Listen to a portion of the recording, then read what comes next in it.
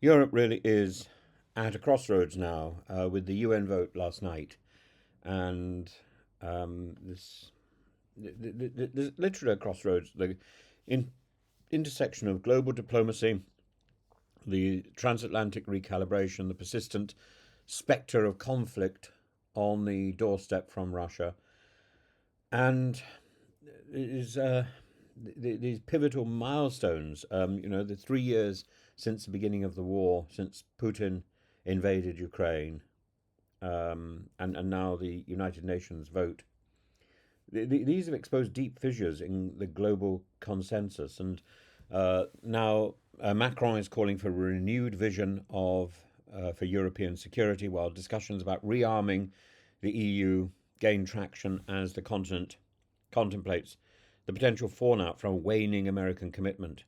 If we begin, and then there's the pictures of Trump kissing Elon Musk's feet.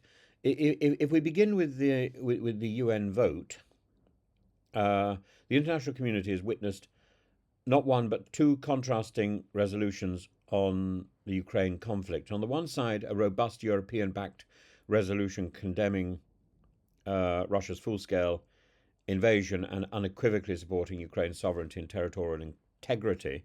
And this measure, backed by 93 votes, was a clear declaration of moral and political solidarity with Ukraine, a testament to Europe's continued commitment to uphold international law and democratic principles. On the other, a separate resolution steered by US interests adopted a far more conciliatory tone, and this lacked any explicit condemnation of Russia, aimed merely to call for an end to hostilities. In its passage, with the backing of countries like the United States, Russia, Belarus, and North Korea, signals a palpable division within the international community. In essence, the UN has become more than a mere procedural formality. It reflects an evolving global reality where long-standing alliances are being re-examined, where ideological divides are drawing sharper lines between Europe and the rest of the transatlantic community.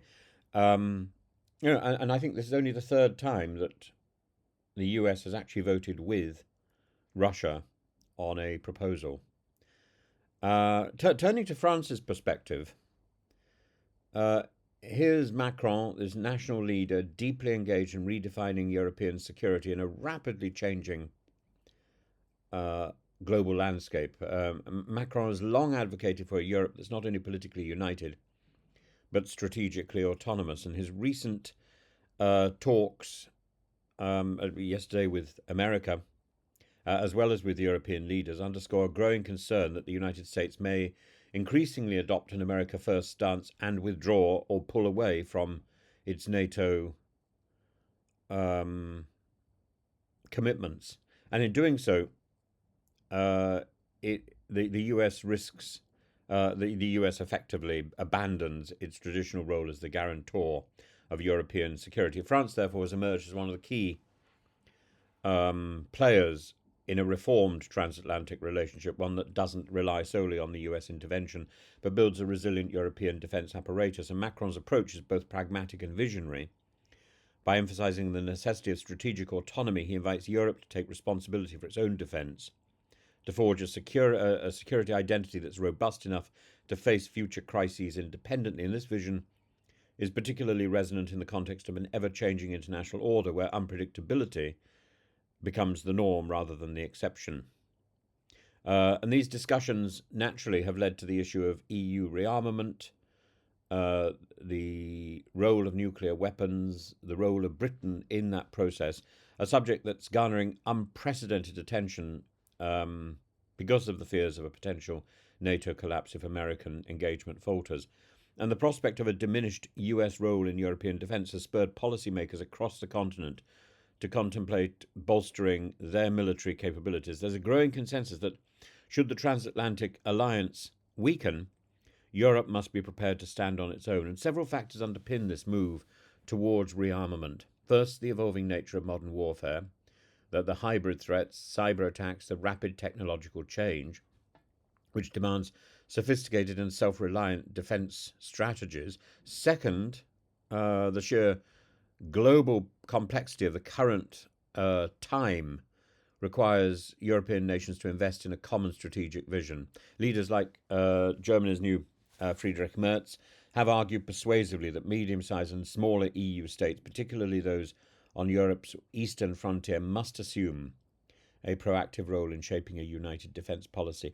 And the idea of rearming is not about escalating militarism for its own sake. It's a calculated effort to ensure that Europe retains the capability to deter aggression, protect its citizens, and maintain stability in an increasingly multipolar world. And this strategic recalibration is seen by many as a necessary hedge against the uncertainties of American foreign policy, uncertainties that have become all too apparent in the last couple of weeks. And as the United States wrestles with its own domestic and international challenges, and there's even calls at this moment for Trump to consider standing for a second term, 4 more years. It is extraordinary, the Trump mania and the sort of mania, the sort of anxiety and emotional chaos that that has been triggered by this presidency. And so we stand at a time defined by crisis and opportunity. The contrasting UN votes serve as a mirror, reflecting the fractures within the global order and underscoring the urgent need for a coherent, principled response to aggression.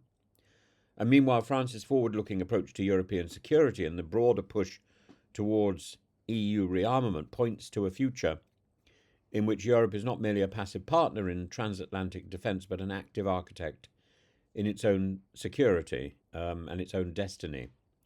And whether we confront a scenario in which NATO's cohesion is undermined by a diminished US engagement, or whether we chart a new course towards a fully autonomous European defence framework, the imperative is clear.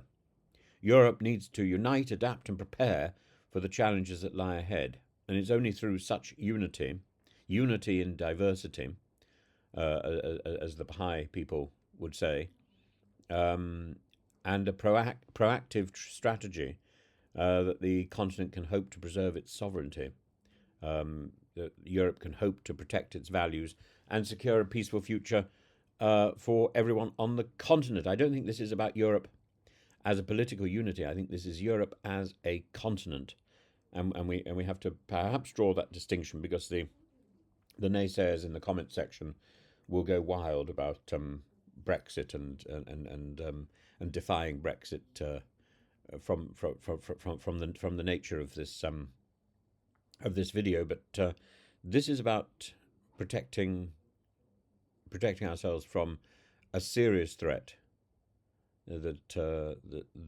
is present and at the moment is destroying Ukraine and will move through Europe if not checked.